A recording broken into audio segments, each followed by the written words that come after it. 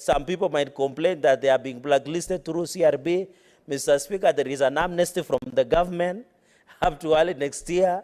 And in fact, mercy, Mr. Speaker, that is only given once in a lifetime has been given to the CRB list holders, Mr. Speaker. So, Mr. Speaker, I want to urge that our elder people, Mr. Speaker, have served this nation. Let us treat them with dignity that it serves by ensuring that there is transparency, Mr. Speaker, and accountability, Mr. Speaker. And finally, when this committee appears, the PS in charge and the minister, Mr. Speaker, must tell us for the last 3 years, Mr. Speaker, for the last 3 years, they must tell us how much have they dispensed to how many elderly people in this republic, who are they, the ID number, Mr. Speaker, because we are being told, Mr. Speaker, in the last era of Uhuru Kenyatta, last 3 months he used 50 billion that no one can account for. So we don't want to be told 50 billion was used to give to Wazee, yet we don't know what that Wazee was, Mr. Speaker.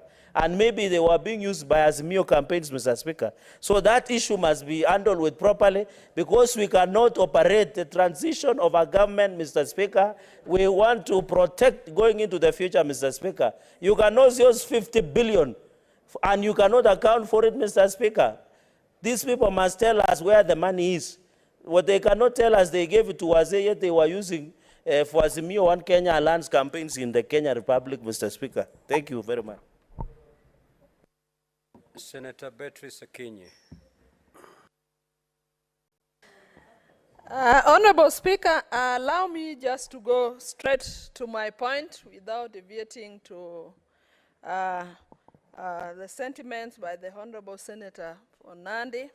Honorable Speaker, I rise to make a point on the statement of the Honorable Senator for Kirinyaga, and specifically about the older person's cash transfer.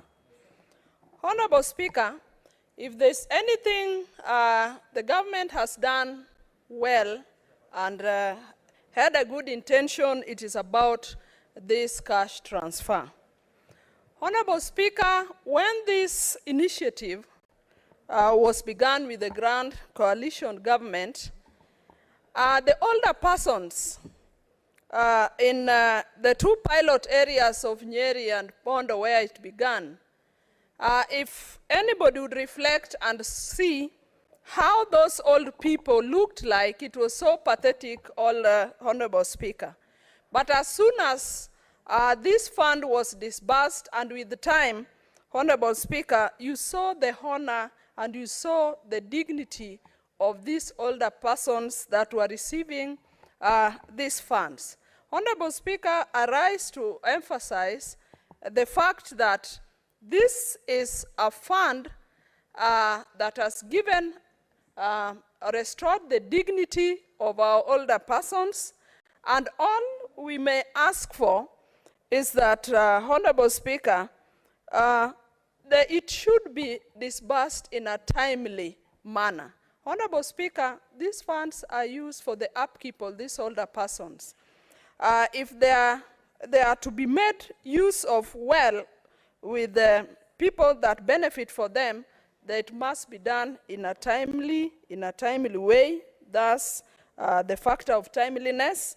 And Honorable Speaker, my take on the fund is that the Honorable Senator asked about when other older persons will be registered. For me, I would emphasize that all the older persons in this republic must be registered to benefit from this fund. Honorable Speaker, because specifically, most of the beneficiaries are always people who have a lot of responsibility, older people that have lost their children, and they take care of grandsons and granddaughters.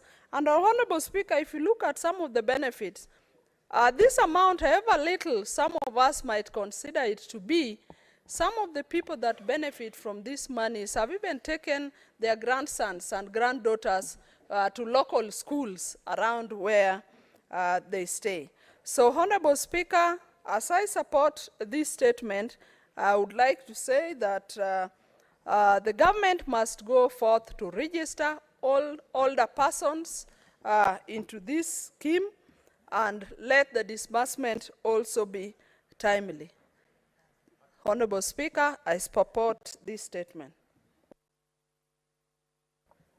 Honorable Senator Osotsi.